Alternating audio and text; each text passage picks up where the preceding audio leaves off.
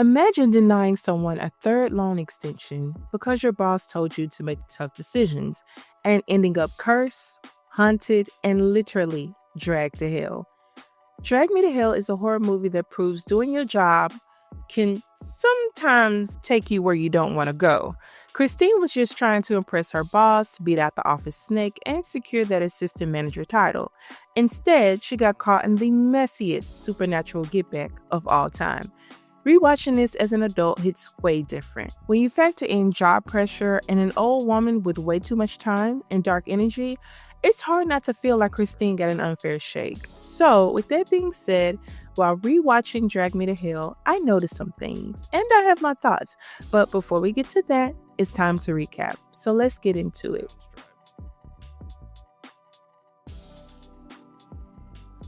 As the movie opens, we see a frantic family seeking help from a medium for their son. Apparently, their son had been cursed because he had stolen something from a lady.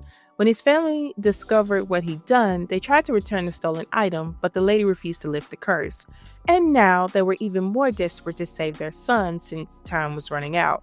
They didn't even get into the house good before things took a terrible turn. Before they could perform a seance, the little boy was dragged to hell, and from that day on, Sandina swore she'd see the spirit again and avenge the little boy's death. We fast forward and meet our main character, Christine, as she drives into work. Christine was a former small-town girl trying desperately to leave her life on the farm behind. She was anxious to prove to her boss, Mr. Jacks, that she could be the next assistant manager, but currently it was between her and another coworker, Stu, who would get the job. And when it comes to Stu, child, he was an asshole. Maybe on your way back you could pick me up at Turkey Club? Turkey Club, excellent choice. You mind picking one up for me? Thanks. And spicy mustard. Like, do I look like your assistant? Is buying your lunch a part of my job responsibilities? Let me know.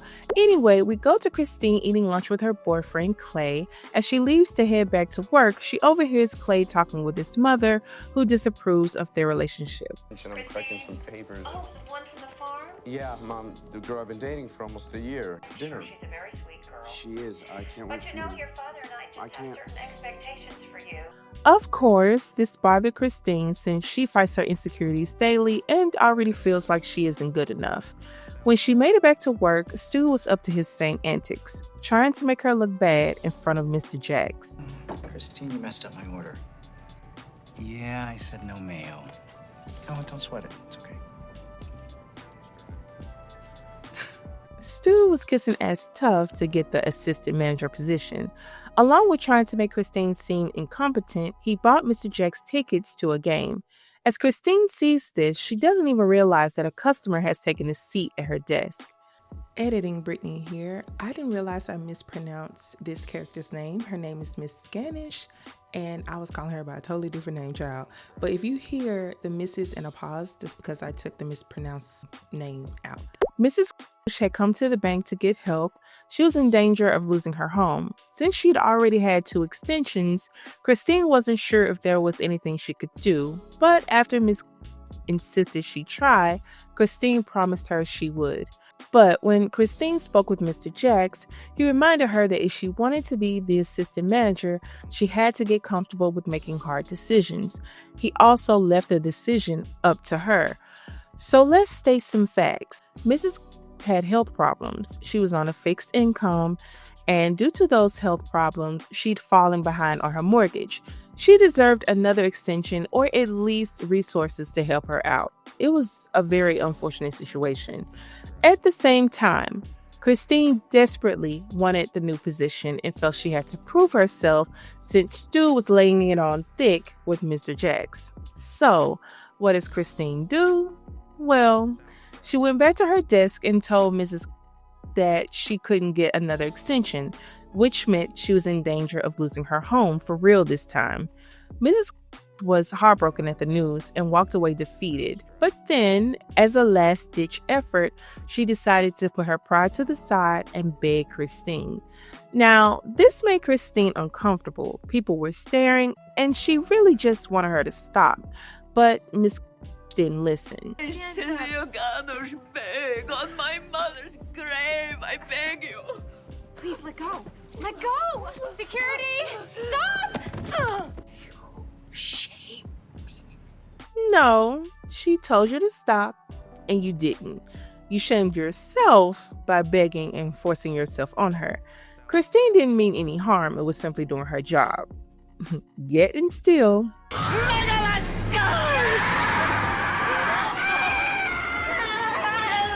Mr. Jacks approved of how Christine handled Mrs. He looked over one of the files Christine was working on and wanted to show it to his bosses. While Christine felt bad about what happened with Mrs. She was happy that her decision got her closer to the assistant manager's position. Well, things got a bit murky when Christine walked to her car after work and noticed Mrs. car not too far from hers in the garage. She quickly made it to her car but got distracted by a floating cloth.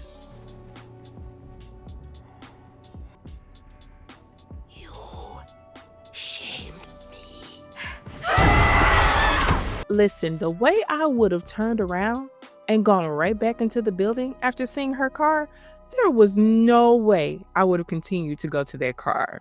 But she did, and now she was fighting for her life and soul, though she wasn't aware of that just yet. So Christine and Mrs. duke it out for a hot minute. Christine attacks her with staplers and rulers. Mrs. knocks her all over the car until Christine gets the upper hand by finally kicking her out of the car. I beat you, you bitch!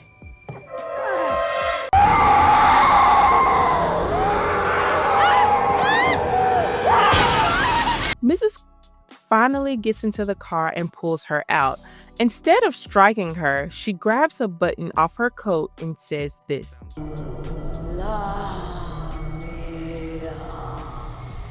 Soon it will be you who comes begging to me.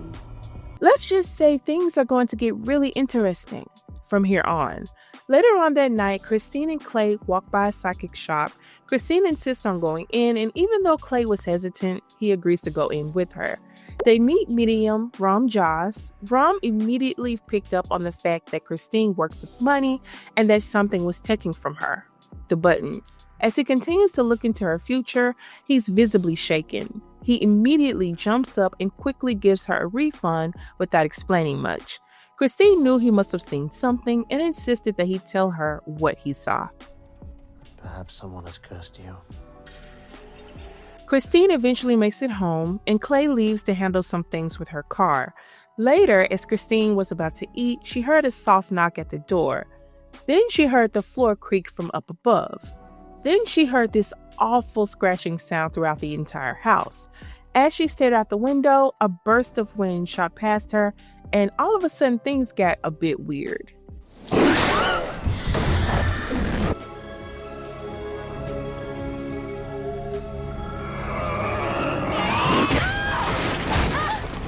At this point, Christine didn't know what to think. She called Clay and he came back to the house. While Christine insisted no one was there, Clay wondered how her lip was busted if no one was in fact there. Clay called the police, but they only gaslighted Christine into thinking this was some traumatic response to what happened earlier at her job. Later on that night, Christine is visited again. It starts with a fly entering her mouth. Then she wakes up and feels the bad energy. She tried to lay back down.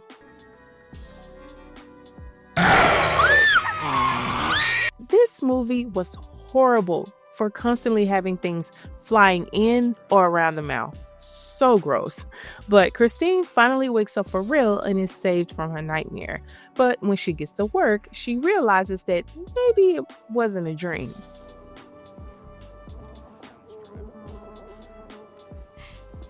Stu comes up to her to demand training on the loan procedures. When Christine tries to tell him it wasn't a good time, he threatens to snitch to Mr. Jacks, forcing her hand.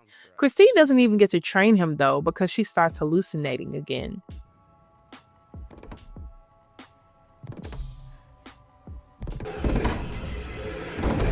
And get your filthy pig knuckle off my desk! From here, her nose starts bleeding and then it turns into a fountain of sorts and she takes off for the rest of the day. Oh, and Stu's sneaky ass swipes the file that she'd been working on.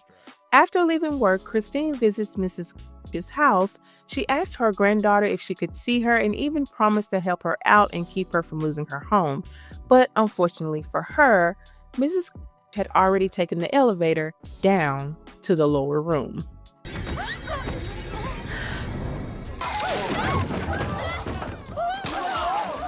Mrs.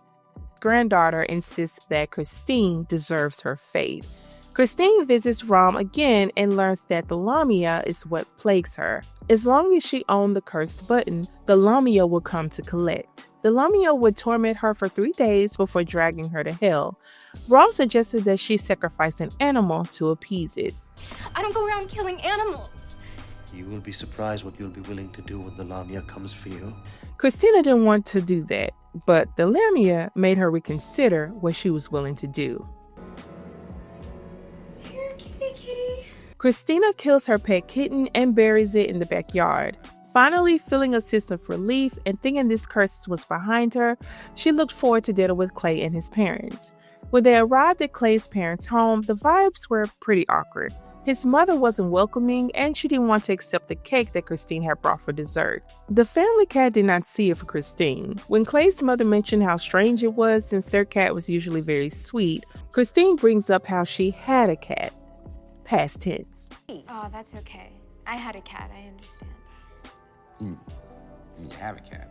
I mean, you know how cats are. They come and they go. Dinner was going okay at first until Clay's mother pried into Christine's upbringing on the farm. Clay tried to stop his mom from digging into her past, but Christine admitted that her mother was an alcoholic. Instead of Clay's mother using this as another reason why she didn't approve of her, she respected Christine for being honest and realized that maybe Christine wasn't that bad. Just as things were feeling lighter, those scratch sounds reappeared, and Christine realized that the Lamia was still a problem for her. Think that people of good breeding and success. And so, Christine ran back to Rom. Look! I did what you said! I killed that little kitty! You're so full of shit! Ron tells her that they have one more shot to see another medium that could help Christine, but unfortunately, this would cost her $10,000.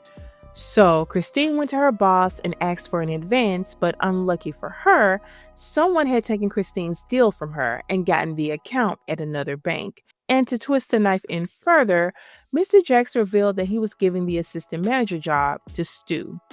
So Christine goes home and collects items around the house to pawn, hoping that she would get the $10K she desperately needed. But she was only able to get $3,800. Clay came home later and revealed that he paid the medium, and even though he didn't know what to believe at this point, he wanted to be there for her. He dropped her off at the medium's home, and Christine was told to come alone. She meets son Dina, and after 2 minutes of meeting, she reveals that she lost a boy's soul to the Lamia. Listen, after I've paid $10,000, I need 100% guarantee for me and my soul. How you gonna lead with a loss of a soul after somebody paid you $10,000? Anyway, as bad as Christine wanted to get rid of this curse, Sundina wanted revenge for the soul she lost. So Rom, Sundina, and her assistant prepared a seance. Their goal was to lure and trap the Lamia in a goat to kill and destroy. It sounded simple, but you already know things were bound to go left. And they did. Sundina warned Christine that whenever she was possessed, to put her hand on the goat so that the Lamia's spirit would be trapped in the goat. But when she finally did it, and it was time for someone to kill the goat, Sundina's assistant missed the target and got possessed. I don't want your cat, you dirty pork queen! Sundina managed to rid the spirit, but unfortunately she died shortly after. And poor Christine didn't even get to imagine that her problems were over. Rom informed her that it wasn't over. Since Sundina didn't actually banish the Lamia, since she was a medium and mediums didn't have the power to do so, she simply ran the Lamia off, but he would eventually come back for her. And this is where I'm confused, because wasn't that the whole point? And can homegirl get her $10K back? Please? Because this wasn't what she paid for. It could have been a scheme that Todd set up for him to come to you with the bush. Christine is warned that she must give the curse button to someone to transfer the curse and save herself, with one condition. She'd have to warn whoever she gave the button to. So Clay picks Christine up, and as they're driving, her papers, including the envelope with the button, fall to the floor after they almost run into this guy. She's able to recover it before she gets out the car. She heads to a diner where she meets up with Stu, the hater from her job. Turns out Stu was the one who took her account and tried to score a deal with another bank, and now he had the nerve to be scared and regretful. Now this gift that I'm giving you, it'll become your property. You'll be the owner, all right? In the end, Christine couldn't do it to him, and she told him to leave. She went back to Rom to figure out if she could give the curse button back to the person who gave it to her. While Rom wasn't 100% sure, he believed it was worth a try. So Christine drove to the cemetery. Of course, the ride there wasn't peaceful, but she made it and gave the curse button back to Mrs. I, Christine Brown, do hereby make a formal gift of this button. Choke on it, bitch! The way she said bitch is so hilarious to me because she meant that from the bottom of her heart. So again, Christine felt that everything was right with the world. Mr. Jacks left a voicemail telling her he found out about Stu, fired him, and offered her the assistant manager position. She went to meet Clay at a train station to begin their romantic weekend. But of course, this is when things take a dark turn. Clay informs her that he found an envelope with a button in it.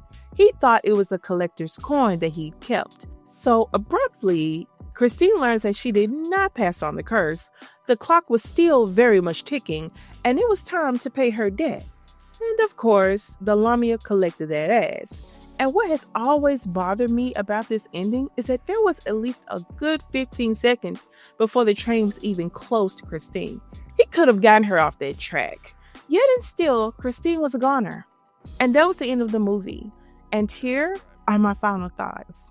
I hadn't seen Drag Me to Hell in years, but after finishing White Oleander, a few of you brought this one up, and I saw it had been requested, so I figured, why not? Back then, I knew the curse was unfair. Christine didn't deserve what happened to her, but rewatching it now, I realized how diabolical Mrs. really was. Could Christine have given her another extension? Sure, but let's be honest. Christine was trying to prove to her boss that she could make hard decisions. With Stu being a passive-aggressive snake doing the most to get that promotion, Christine felt like she had to play the game to stay in it. She made a cold decision in the moment, but it wasn't cruel. And let's not forget, Mrs. had already gotten 2 extensions.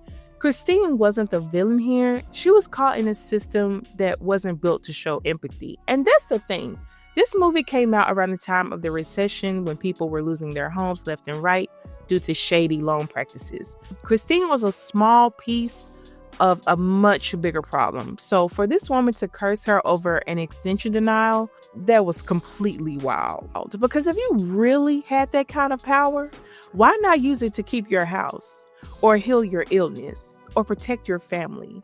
You could summon a demon to drag a girl to hell, but not $1 to keep your home. Make it make sense. Then let's talk about Rom. Why recommend Sandina if mediums can't even banish the Lamia? And why wait until after Christine paid $10,000 to mention that important little detail? If she couldn't seal the deal, why was she even an option? And Christine, girl, after everything you went through, you didn't double check the envelope before giving it away? You had one job. Shine a flashlight on it, shake it, something. And let's not skip past Clay. I'm sorry, but she was standing there for at least 10 to 15 seconds before the train came. You could have pulled her back. You just stood there in shock while she got snatched on the ground. At the end of the day, this movie is a reminder to always stay prayed up because you never know what people are going through and what they're carrying and what they can attach to you. Christine didn't deserve that curse, and she went out sad over a decision that truthfully was above her. Anyways, that's it for this review. Please like, comment, and subscribe if you haven't already. As for the next review, all I'm going to say is 1992, 2 brothers from one of the most legendary comedy families of all time, credit cards, cons, and proof that what Biggie Smalls said was true. The more you have, the more problems come with it. See you next time, you guys. Bye.